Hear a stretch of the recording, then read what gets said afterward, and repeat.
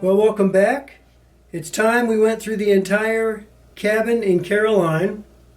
I'm going to be using this book as I did the previous couple of videos where I covered the roll techniques, 4 or 5 rolls that were unique to this song or challenging in some way. And then we worked on in the last video on the left hand fretting techniques to go with those rolls. Now we're going to put it all together. The first measure is pretty straight ahead. It's a forward roll. You're going to be sliding from the 4th string 2nd fret to the 5th fret. The roll is this.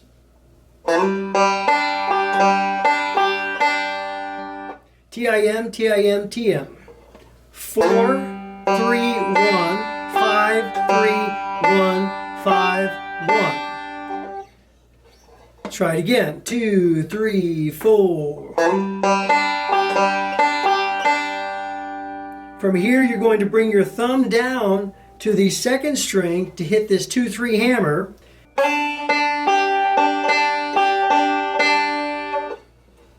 Again, 2nd measure. 2, 3, 4.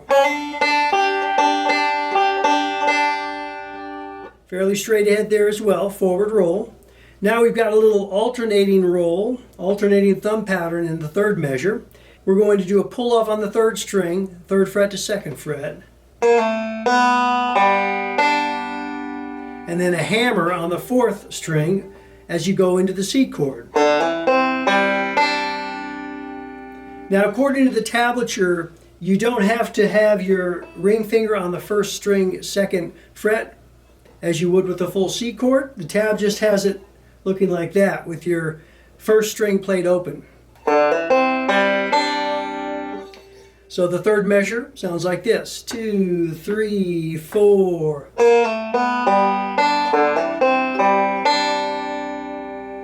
4th measure you resolve back to G and it looks like this.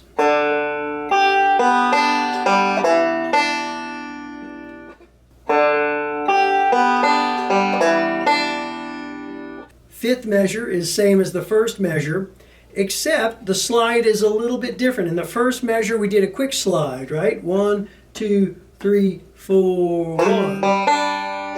In the 5th measure you're going to go, as you arrive at that 5th fret, you're plucking the 3rd string open.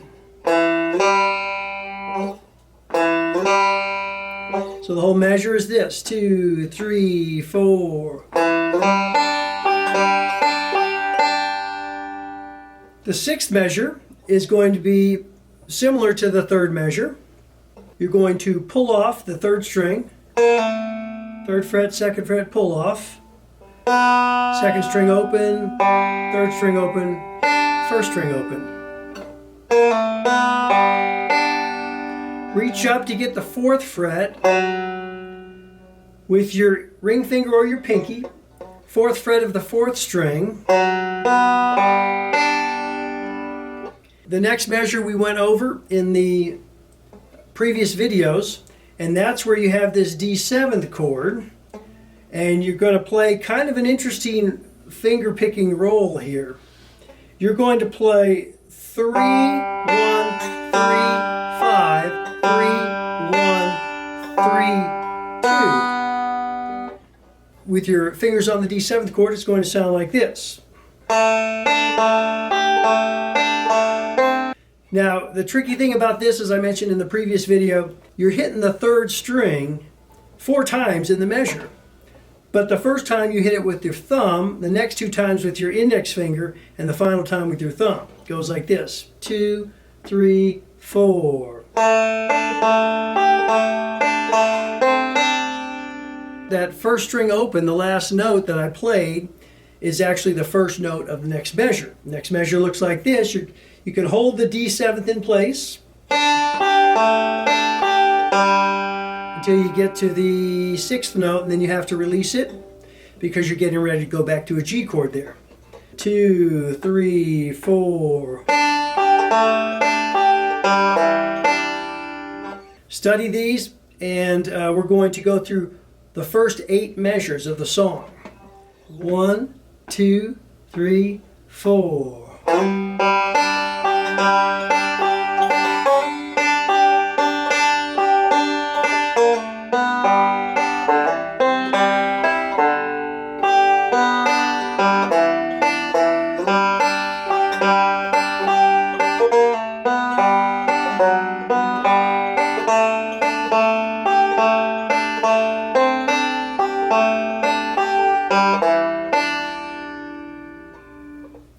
The next 8 measures are going to be very similar, starting with that 2-5 slide that we've already done twice.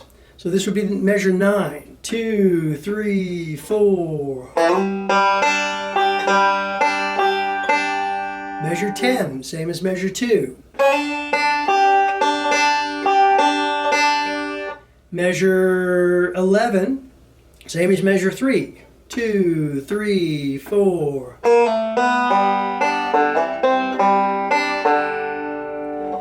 I have a tendency when I'm playing that C chord to go ahead and fret this first string, even though the tab says don't do it. Not a whole lot of difference in the sound between and. So if you happen to just fret that first string, I wouldn't worry about it when you're playing the C chord there.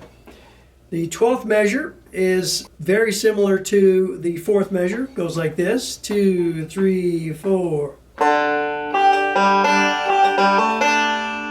The next measure involves a 2-4 slide on the 3rd string. Well, if you played the previous measure, if you hammered that with your middle finger, then you're going to want to do the slide with your middle finger because it's already there. It's a 2-4 slide followed by 2nd string open. And you've got to catch the 5th fret of the 1st string also. If you wanted to, going back to the previous measure, 12, you could go, you could hammer with your index finger and then the slide would be, if you're more comfortable with that slide and fingering your ring finger, then do the slide with the 1st finger and you can finger the 5th fret with your ring finger. So that's the first half of the measures, this. Then you got to get down in a hurry to here, or with that finger, whichever one you want, whichever one you end up using up here. Then you've got a 3-2 pull on the 3rd string again. A G note will start the measure 14. Let's take a look at measure 12 and measure 13. Here's 12. Then you slide literally into the next measure.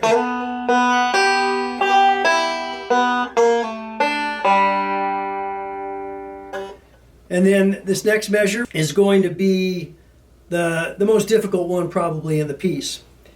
You're going to play a 3-2 to start off with. And you're going to play the 4th string 2nd fret after that.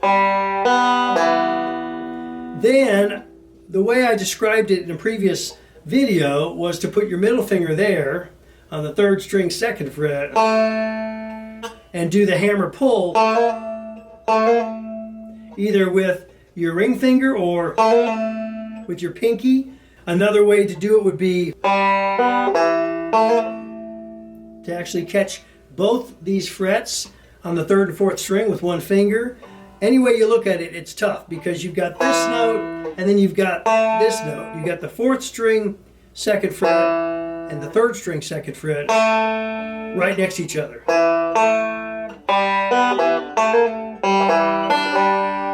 Not too bad at that speed, but when you get up to speed, it's pretty tough. And I tend to, at speed, I tend to just grab it with one finger. Because you figure out what works with your fretting hand for that one.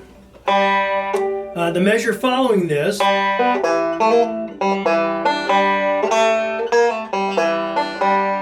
that's not too bad there. It's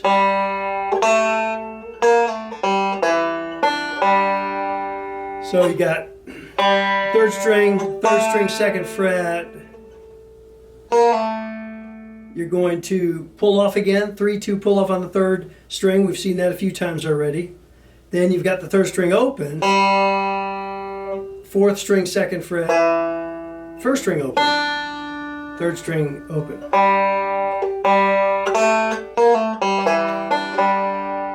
Your last measure is going to be.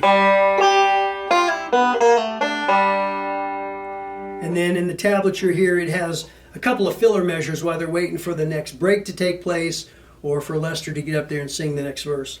Let's go through the final 8 measures. So we've gone through the first 8 previously, summarized them. Now we're going to go from 9 to 16. And it starts off the same way. Measure 9 is this. 10 is same as 2. 11. 12. 13. 14. 15.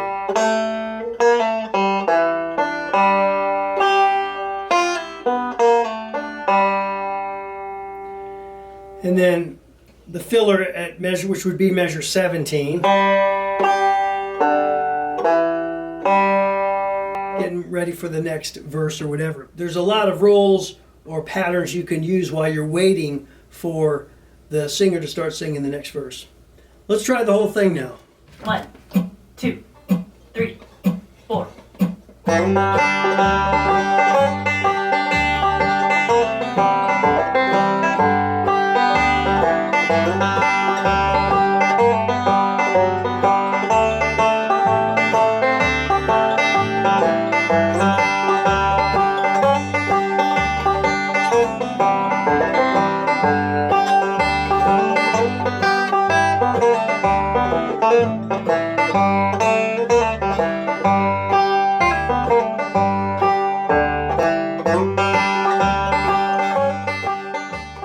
So there it is, My Cabin in Caroline, classic Flatt and Scruggs tune. Next video, I'm going to backtrack on Cumberland Gap and give you the up the neck break for that. Hope to see you then. Take care.